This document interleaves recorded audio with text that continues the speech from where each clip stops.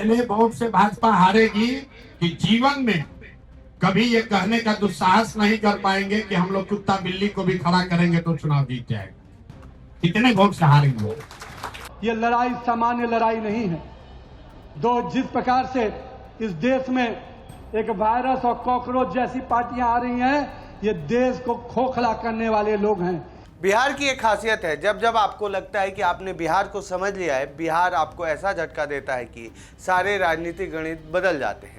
ये dialogue in दिनों social media पर खूब वायरल हो रहा है, लेकिन इस बार ये सिर्फ एक वेब सीरीज का डायलॉग नहीं बल्कि बिहार की राजनीति की हकीकत बन गया है। क्योंकि जिस सीट को बीजेपी का सबसे सुरक्षित किला माना जाता था, जिस सीट पर दशकों से एक ही परिवार का दबदबा था, जहां हार की कल्पना तक नहीं की जाती थी, उसी बांकीपुर से चुनाव जीत गए हैं प्रशांत किशोर। सिर्फ जीत नहीं बल्कि बीजेपी के राष्ट्रीय अध्यक्ष नितिन नवीन के राजनीतिक गढ़ को ध्वस्त कर दिया है। इस जीत के साथ ही राजनीतिक जानकार इस बात का विश्लेषण करने में लग गए हैं कि आखिर प्रसाद ने किया कैसे।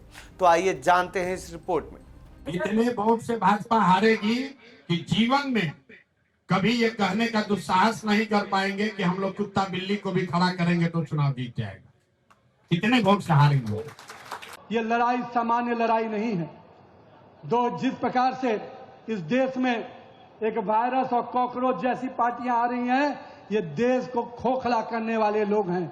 इन वायरस और कॉकरोच वाले लोगों को निश्चित रूप से ध्यान रखने की जरूरत है। ये देश के टुकड़े करने वाले गैंग के लोग हैं। इन देश के टुकड़े करने वाले गैंग के लोगों को सबक सिखाने का काम भारतीय जनता पार्टी का कार्यकर्ता ही कर सकता है। मित्रों, पहला पीके फैक्टर। 2025 के विधानसभा चुनाव में जनसुराज पार्टी ने 243 में से 238 सीटों पर अपने उम्मीदवार उतारे थे, लेकिन पार्टी अपना खाता तक नहीं खोल पाई। उस हार के बाद कई लोगों ने मान लिया था कि प्रशांत किशोर की राजनीति ज़्यादा दूर नहीं जाएगी, लेकिन इस बार प्रशांत किशोर ने सबसे बड़ा दांव खेला। किसी और नेता को टिकट देने के बजाय उन्होंने खुद बांकीपुर से चुनाव लड़ने का फैसला किया। यानी चुनावी रणनीति बनाने वाले प्रशांत किशोर पहली बार खुद सबसे बड़ी राजनीतिक परीक्षा देने मैदान में उतरे। दूसरी तरफ बीजेपी ने नीरज कुमार सिन्हा को उम्मीदवार बनाया। यह वही सीट थी जिस पर 2006 से 2026 तक लगातार 5 बार नितिन नवीन जीतते रहे थे। यानी बांकीपुर बीजेपी का सबसे सुरक्षित गढ़ माना जाता था, लेकिन इस बार समीकरण बदल गए। प्रशांत किशोर की व्यक्तिगत पहचान, उनकी सीधी मौजूदगी और चुनावी रणनीति का अनुभव बीजेपी के उम्मीदवार पर भारी पड़ गया। नतीजा यह हुआ कि दशकों से बीजेपी के कब्जे वाली सीट पर पहली बार जनसुराज ने जीत दर्ज कर इतिहास रच दिया। दूसरा फैक्टर, बदलाव का मोड़।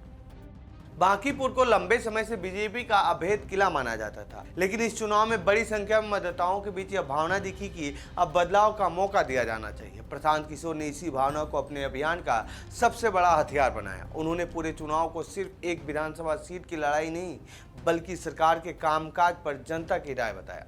चुनाव प्रचार के दौरान उन्होंने बीजेपी पर निशाना साधते हुए कहा कि बांकीपुर किसी पार्टी की जागीर नहीं है। उनका कहना था कि किला लोग बनाते हैं, कोई राजनीतिक पार्टी नहीं। यानी अगर जनता चाहे तो सबसे मजबूत गढ़ भी एक चुनाव में ढह सकता है। यही संदेश मतदाताओं के एक वर्ग से जुड़ गया। कई लोगों ने प्रशांत किशोर को एक ऐसे उम्मीदवार के तौर पर देखा जो पारंपरिक राजनीति से अलग और बदलाव की बात कर रहा था। यही वजह रही कि बीजेपी के सबसे मजबूत माने जाने वाले गढ़ में भी बदलाव की लहर दिखाई दी। तीसरा फैक्टर, वोट बैंक में सेंध। बांकीपुर के नतीजे बताते हैं कि इस बार प्रशांत किशोर सिर्फ नए वोट जोड़ने में सफल नहीं हुए, बल्कि उन्होंने बीजेपी और आरजेडी दोनों के पारंपरिक वोट बैंक में भी बड़ी सेंध लगा दी।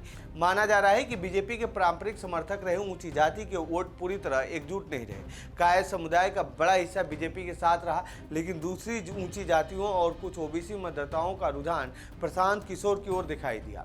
वहीं दूसरी तरफ आरजेडी के पारंपरिक मुस्लिम यादव यानी एमओआई समीकरण में भी दरार देखने को मिली। राजनीतिक विश्लेषकों का मानना है कि मुस्लिम मतदाताओं के एक वर्ग ने इस बार आरजेडी के बजाय प्रशांत किशोर पर भरोसा जताया, क्योंकि उन्हें लगा कि बांकीपुर में बीजेपी को कड़ी टक्कर देने और हराने के सबसे मजबूत स्थिति में वही है। यानी प्रशांत किशोर की जीत सिर्फ अपने समर्थकों के दम पर नहीं आई, बल्कि इसलिए भी आई क्योंकि उन्होंने बिहार की 2 सबसे बड़ी राजनीतिक ताकतों के पारंपरिक वोट बैंक में भी सेंध लगाने में सफलता हासिल की है।